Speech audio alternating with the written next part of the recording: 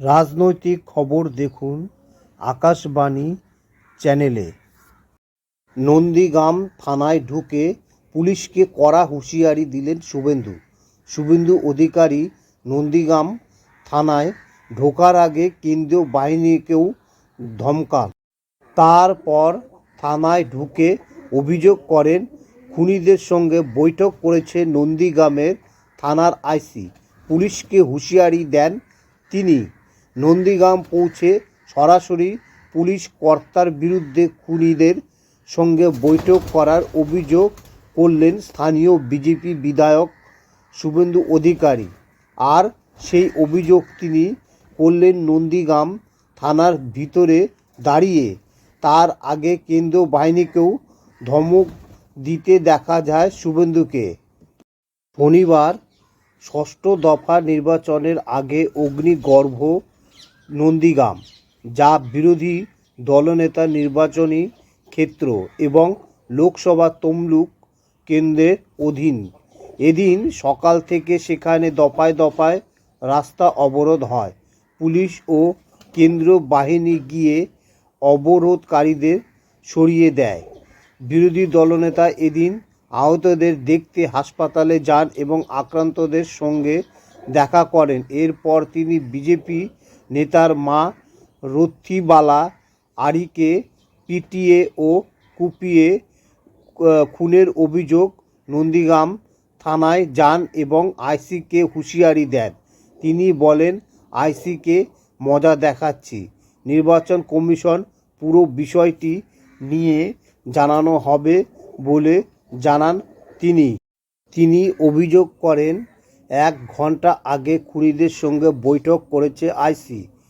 থানায় CCTV footage আদালতে জমা দেওয়ার আবেদনের পাশাপাশি এই খুনের ঘটনা তদন্ত যাতে সিবিআইয়ের হাতে যায় তার জন্য আদালতে আবেদন জানানো হবে বলে জানান বিরোধী দলনেতা অভিযোগ করেন, বুধবার অভিষেক বন্দ্যোপাধ্যায় সভায় উস্কানির পর উত্তপ্ত হয়েছে নন্দীগ্রাম।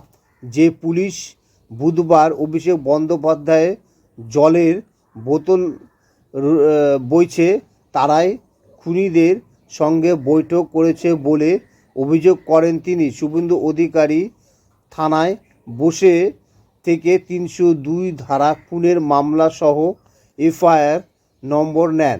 এফআইআর নম্বর হলো 436। কেন্দ্রীয় বাহিনীকে বসিয়ে রাখার অভিযোগ। এদিন শুভেন্দু অধিকারী ছিলেন আগুন মেজাজে। থানার বাইরে থাকা কেন্দ্রীয় বাহিনীকেও ধমক দিতে দেখা যায়। তবে তিনি বলেন, কেন্দ্রীয় বাহিনীকে বসিয়ে রাখা হয়েছে। তিনি কেন্দ্রীয় বাহিনীর দায়িত্বপ্রাপ্ত ডিআইজির সঙ্গে কথা বলছেন বলে জানান। উত্তপ্ত হওয়ার জেরে বেশ কিছু তৃণমূল নেতা কর্মী ইতিমধ্যেই নন্দীগ্রাম ছাড়া। এই ব্যাপারে বিরোধী দলনেতাকে বলতে শোনা যায়, বুধবার বিজেপি নেতার মাকে খুনে অভিযুক্ত মনসুর মান্নানের মতো আরও অনেকেই ঘর ছাড়া হবে। তিনি বলেন, মমতা বন্দ্যোপাধ্যায় জামানায় তপশিলিরাও রাজ্যে সুরক্ষিত নন।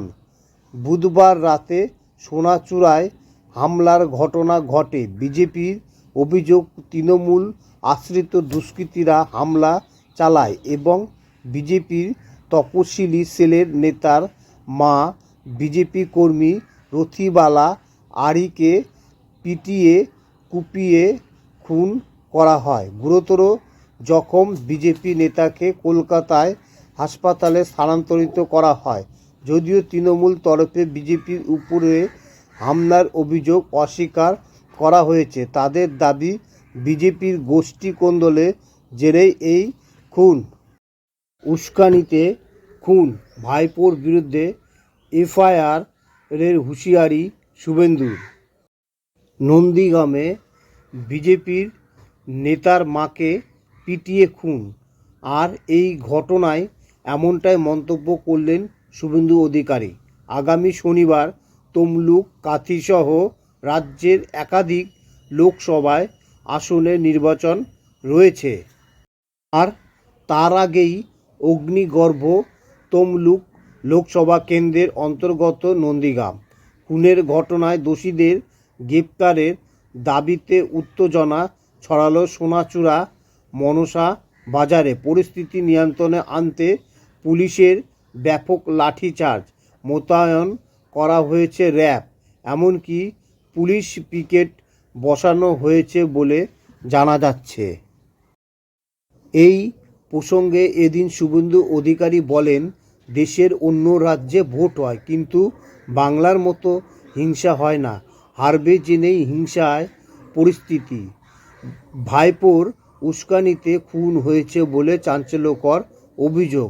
শুধু তাই নয়, বিরোধী দলনেতার কথায় বুধবার তিনি বলে গেছিলেন, সোনাচূড়া, গোপালনগর সহ ৮০টি বুথে অনেকে ধমকাচ্ছেন।